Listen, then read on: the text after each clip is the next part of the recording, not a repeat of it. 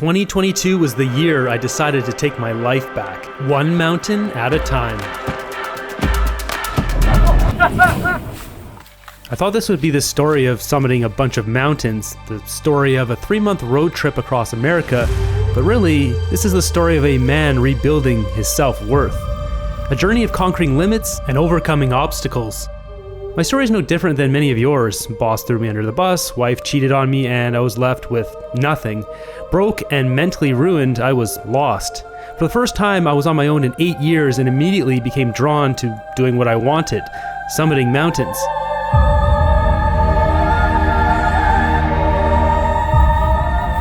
Over the next few years, I'd gained the skills to handle myself in the mountains, but my once thriving YouTube channel would be ripped off by dozens of other channels, leaving me with morsels that are barely paying my bills. So I started a new channel. All right, river crossing here. Take your time. Nasty bushwhacking here. This is the main bluff right there, as you can see. Right down. Big drop. No truck here. Oh, this is insane up here. Instead of doubling down on what wasn't working, I decided to take a chance on myself, a leap of faith, and dedicate my time, energy, my life to the only thing that puts a smile on my face and keeps the demons away: mountains. Not just hiking them, but filming them. You see, I've had an obsession with my camera for years, but finally purchased a professional camera and drone so I could be taken seriously. Now, did I feel like an imposter? Of course. But I didn't care and would set out a goal to outwork every other creator in this space. It would be the only chance I have to succeed. I devised a plan, a 3-month road trip across America to film all the most popular hikes. At this point, I was ready with over 80 hiking films under my belt, filmed locally on Vancouver Island. I just needed somewhere where the people were. I thought this year would be all about filming hikes that were popular and getting noticed, but I soon realized a change in myself because I broke into new territory on my road trip. For example, I'd never driven for more than 5 hours in one stretch before this trip. By the end, I was driving 12 to 16 hours in a single day. More importantly, I was rebuilding what was lost, what was taken from me. Any man or woman on earth who has had a partner tell them they are worthless, freeloader, scum, trash, or any combination of similar words, knows the feeling of life being sucked from your body when someone you love or loved says such putrid things to you. The only way to get that back is to do something hard, something with resistance that you can get self-worth and value from. Sometimes along that journey, you'll run into hundreds of sheep blocking the road. This is turned into a very steep drop-off here. On my road trip, I end up doing 3 to 5 hours of driving per day and then spending the remaining time buying food, processing footage, and getting ready for the next day, which I would do a hike, sometimes 2 hikes in a single day, and it would repeat every 2 days like this. This place, Pillar Falls, ended up being one of the highlights of my road trip, ironically as it's not a mountain. The mystery, the majestic rock formations, and the fact I'd be sharing this place to the world, along with much of the other content on my channel for the very first time. Now, Pillar Falls isn't a secret to the locals, but hadn't been shared online in any professional manner. Shoshone Falls is another beautiful waterfall, but doesn't require any hiking. It's a better choice if you're looking for something simple or need something that's wheelchair accessible. Heading south from Twin Falls, Idaho, I decided most of my road trip should be in Utah and Colorado. These are the 2 states with the most visual diversity, with highest population of hikers furthest from my house. First off, I did Grandeur Peak in the snow, which was awesome, but also incredibly cold on the summit. I met 2 amazing people on the summit. We ended up hiking down together. Joseph. Rebecca. Disaster on this road trip was expected and would first strike at the Great Salt Lake. My drone would partially break getting these shots. While still technically functional, it would end up being a thorn in my side for the rest of the road trip. I headed south from Salt Lake to Bryce Canyon. Bryce Canyon is one of the most popular national parks, full of hikes that draw millions of tourists per year. Little did I know as I was passing through Provo, I'm pretty sure I contracted COVID at the Walmart, which took a few days to incubate before unleashing the second disaster of this road trip. I arrived at Bryce and hiked Mossy Caves, which is a nice fun little hike. The next day I ended up doing the Fairyland Loop, which I felt fine in the morning. But halfway through the hike, just after this clip was shot, my energy started to drain at a dramatic rate. I started losing tons of water through my nose and became chronically dehydrated. I've got the cold shakes. My body's frozen and it's also hot. As COVID took grip over my body, I barely dragged myself out of that canyon. One hiker on the trail gave me half a liter of water, a Gatorade electrolyte packet, on the ascent, which likely saved my life. I managed to stumble my way out of the canyon up to the closest hotel, who refused to drive me the few kilometers over back to my car. This is the worst experience of my life. Oh God, I'm not cut out for this right now. My body's falling apart. It's tough looking back on these, but I don't have any memory of shooting these clips. I'm nearly dead. Have I felt this bad in my life? Last night was one of the worst nights of my life. I'd spend the next 4 days suffering in agony at the Pines Rest area just outside Bryce Canyon, till I was strong enough to drive again. After getting my strength back, I hiked the much easier Queen's Garden Navajo Loop in Bryce Canyon. Unfortunately, a rogue wind gust picked up my camera and tripod and smashed the lens filter on the front of my camera. A 3-hour round-trip drive to the nearest town and a quick Amazon purchase would get me back on the trail. At this point, I was hungry for something challenging to get my self-confidence back. My road trip would really start to take shape as I took on the first off-trail adventure up Big Rock Candy Mountain. This mountain is famous for the song written about it back in the early 1900s, but no one hikes this mountain, there's no trail. I ended up talking to the guy who owns the hotel below it, and a few hours later I showed up back at the hotel with summit photos to his surprise.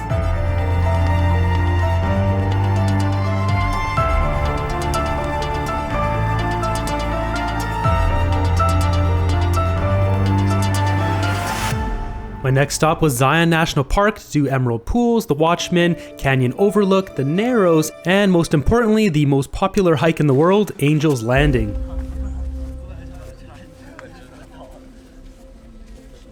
The Narrows end up being a pleasant surprise. I didn't expect a hike up a river would be all that interesting, but it was fantastic. The same can be said for the other hikes of Zion. They offer different but unreal views of the canyon walls. So I made it to Springdale. What a place to live too. I couldn't live here, it's too hot, but it's beautiful. While I did all these other hikes, I put in an application day after day for 4 days before I finally got my permit to do Angel's Landing on the 5th day. Well, this is not bad if you're sleeping in a comfortable hotel. I was sleeping in my car when it was 30 degrees at night.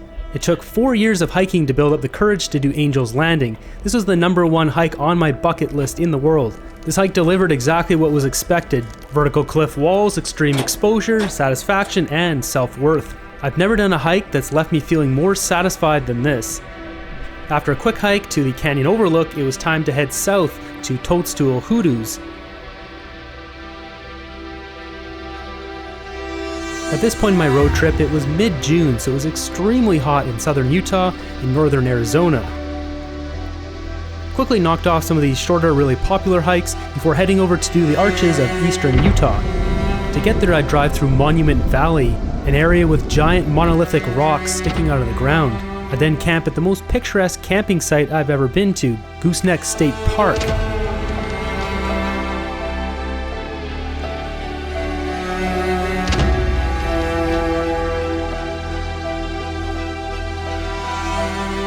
The landscape started to become more green. I happened to run into what looks like an entire tour guide of river rafters.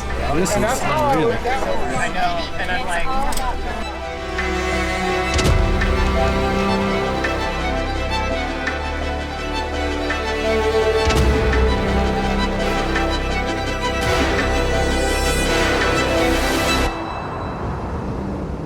After arriving to the east side of Utah, I got lost and hiked out in the dark doing the 12-arch loop of Devil's Garden in Arches National Park.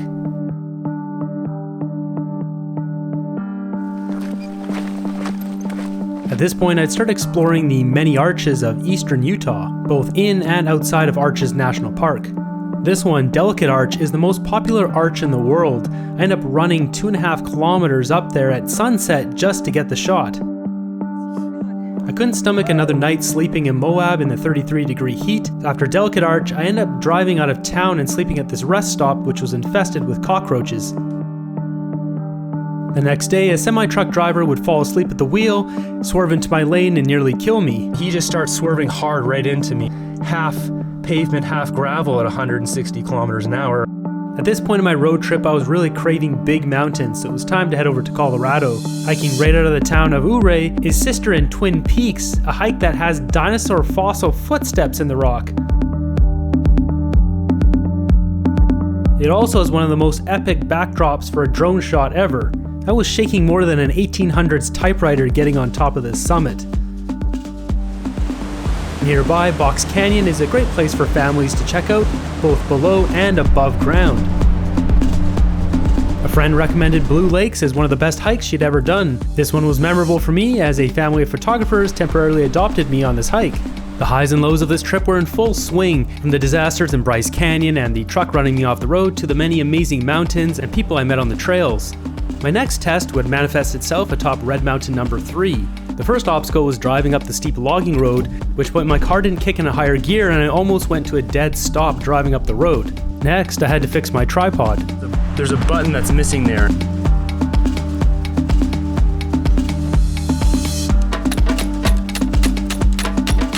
I was told the rules of Colorado that thunderstorms roll in at 2 p.m. every day in the summertime, but I decided to risk it and got stuck in a hailstorm right at the summit. Hail. Hurts. Okay,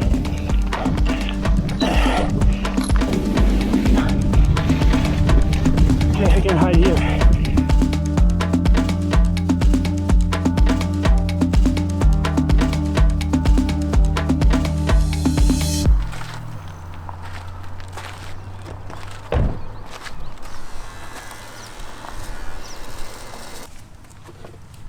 A few people asked me if I was lonely on my road trip. Simply put, no. I was out there trying to better my life and chasing a dream. I tried to maximize every second on the road, and loneliness simply didn't have a place there. Most of my hikes on my road trip were a success. Unfortunately, this one above the town of Silverton wasn't the case. Okay, if you can see behind me there, oh, it's gonna turn all the hell, it's gonna pour. Frustrating, I gotta bail. When it rains in Colorado, it's like all hell breaking loose. Not just rain, but thunder and lightning. I decided to check out the gold mill instead.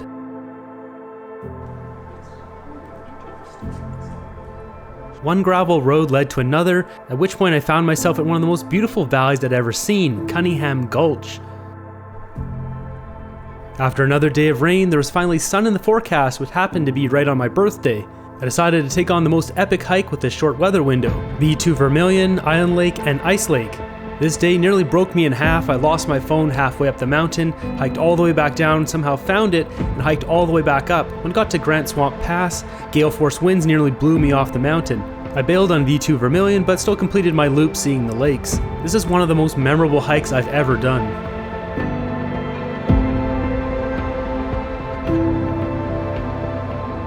Alright, so they got pretty close to me there. Now they're off the trail.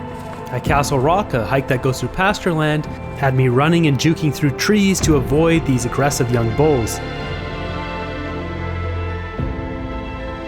In the southern San Juan Mountains, Alberta Peak had the strongest winds of any hike my entire trip. Turbulent winds, not safe for takeoff, prevented me from getting my drone in the air. I waited like a metronome for the wind pattern to die down, giving me a brief 5-second window to get it off my hand. I ended up doing this twice and having to crash land my drone onto my backpack.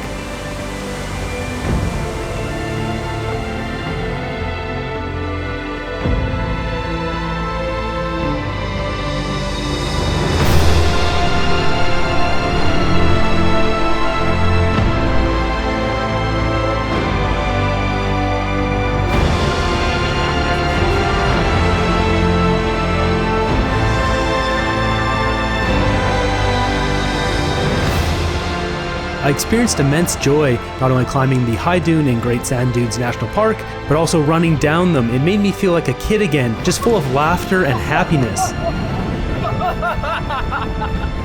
I wrapped up June with a 19-hour drive east to see my family in Alabama.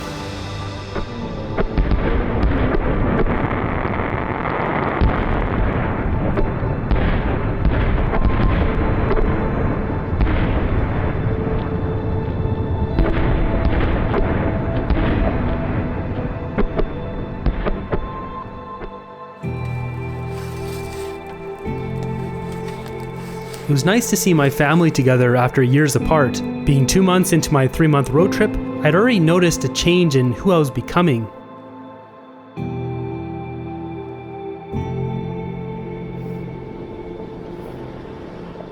After a week in Alabama, I made the drive back to Colorado for another month of hiking.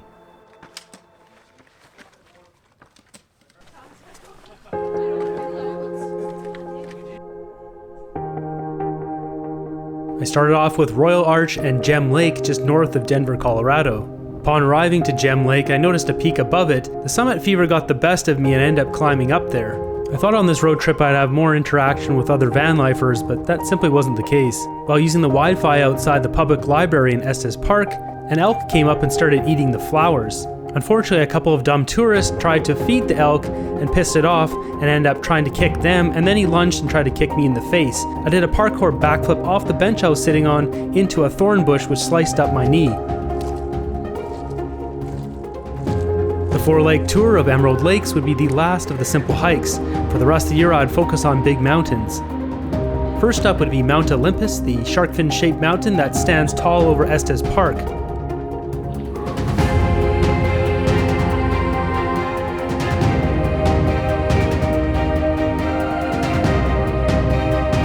After the hike, I quickly jumped in the river for a bath during a thunderstorm, then did the 1-hour white-knuckle drive across the Trail Ridge Road, which switchbacks across the tundra and Sundance Mountain. I would drop down to the other side to Mount Ida, which would be my objective for the next day.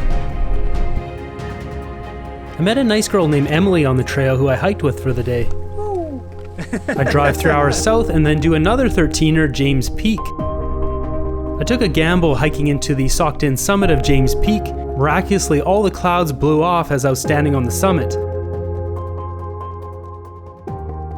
Thundering cracks of lightning had me running and butt-boggeting down St. Mary's Glacier, but with a quick stop off to Bag Fox Mountain before heading back to the car. Next, I would do my first 14er, Mount Bierstadt, and encounter 3 moose bathing and swimming at the start of the hike. I'd also run into Miranda in the wild. So I got Miranda in the wild here. Check it out, they gave me a plug, which I'm very grateful for. Good. It was so good. Actually, the last 200 feet. Standing at the summit of Square Top Mountain, there isn't a single thing someone could say to me at that moment that would diminish the pride I was feeling.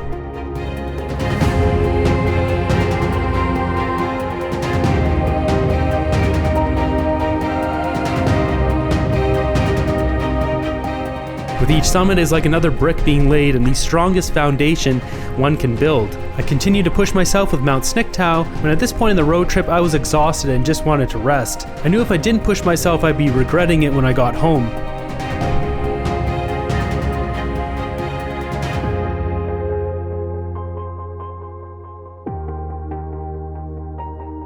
The final hike of my road trip would be the biggest. My brother Craig, a savage and former Ironman athlete who lives in Colorado, would be joining me on this adventure. We knew a thunderstorm would be rolling in that afternoon, so we'd try to check off as many peaks from the 12-summit 10-mile traverse. After Royal Peak, we checked off Victoria Peak, and then looked up at the absolute monster that is Peak 1. From here on out, they're named all the way up 1 through 10.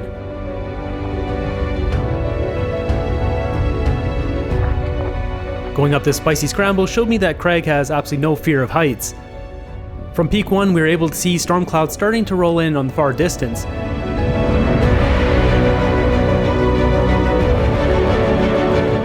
The goal was to try to make it to Peak 2, so Craig could at least get some intel on the rest of the route, as the sections between Peak 2 and Peak 3 were the hardest, as he was planning on running the entire range. Yeah, that looks like pretty nutty.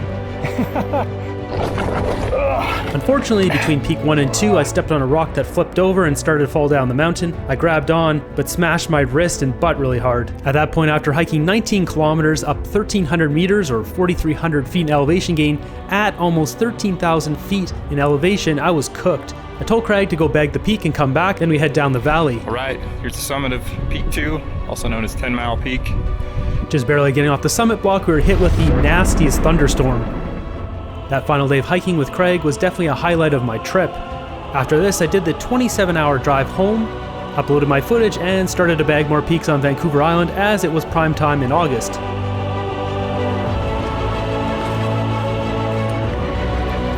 Mount Sherlock is a small peak off the side of Mount Moriarty that didn't have a name, till now.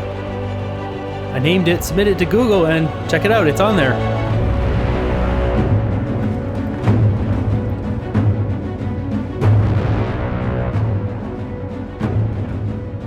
At this point, the punishment I put my body through this year had caught up with me. My muscles were sore and exhausted, and the tightness in my legs had not gotten any better. You see, 2 years ago while I was running full speed trail running, I ended up tripping and falling, smashing my hip. This accident has had lingering pain for the last 2 years. It's made me unable to run. I've spent the last 2 years at least an hour a day stretching and trying to fix the problem. Unfortunately, shortly after getting home and doing a few hikes, the pain would become too much, leaving me sidelined, unable to hike. Soon after, I fell into a deep depression.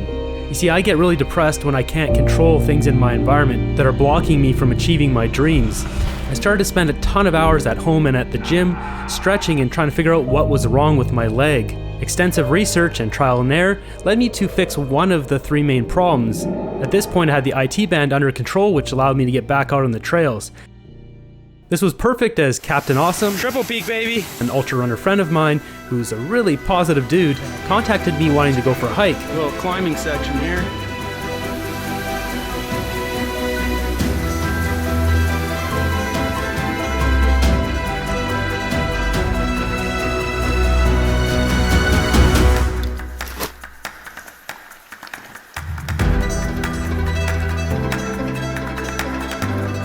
The vertical monster that is Paris Lookout, a part of the Mackenzie Range, was finally conquered in 35 degrees Celsius heat. The first 2/3 of this hike is dense and without a view. As you get into the Alpine and step onto the summit of Paris Lookout, it's among the most beautiful views on Vancouver Island.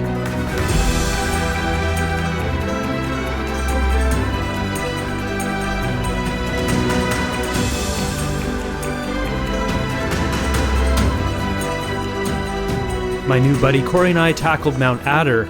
After an encounter with a pair of young cougars, steep forests, tarns, and majestic views, we came face to face with a block of ice on the crux of the route.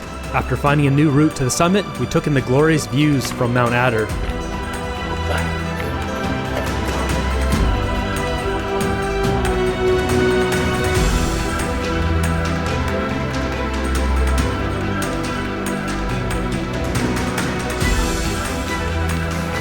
About a month after being home from my road trip, I decided to start trying to date again.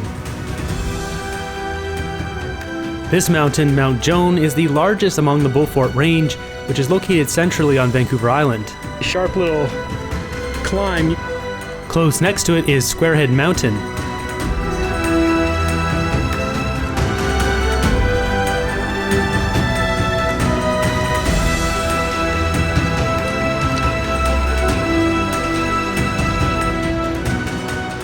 On a backpacking trip a week later, I'd get dumped on the side of Mount Drabble, which made it awkward for summiting Indian Head Mountain the next day.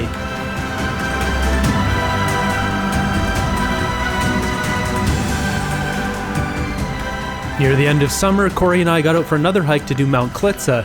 Oh wow. This is one of the biggest, most epic summits on Vancouver Island. The summit block is steep and menacing. We found 2 women most of the way up that looked kind of defeated. One of them was having extreme anxiety, so we offered to guide them to the summit. They accepted, and it was just amazing to see her overcome her fear like that.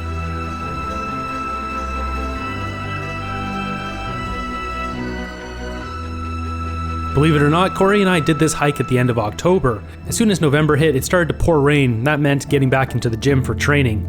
I would win my 2-year battle over my damaged hip and start to gear up for different kind of adventures in the new year. 1 or 2 night fastpacking adventures will allow me to get further into the backcountry, allowing me to share more of this beautiful world with you.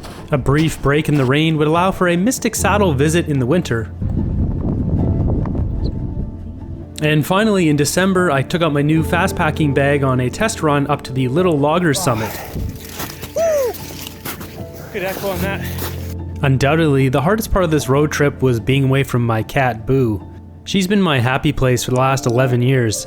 This was the best year of my life. A road trip of a lifetime doing what I love, yet was layered with anxiety and worry. My life feels like a ticking time bomb. Will I succeed and disarm the bomb before it goes off?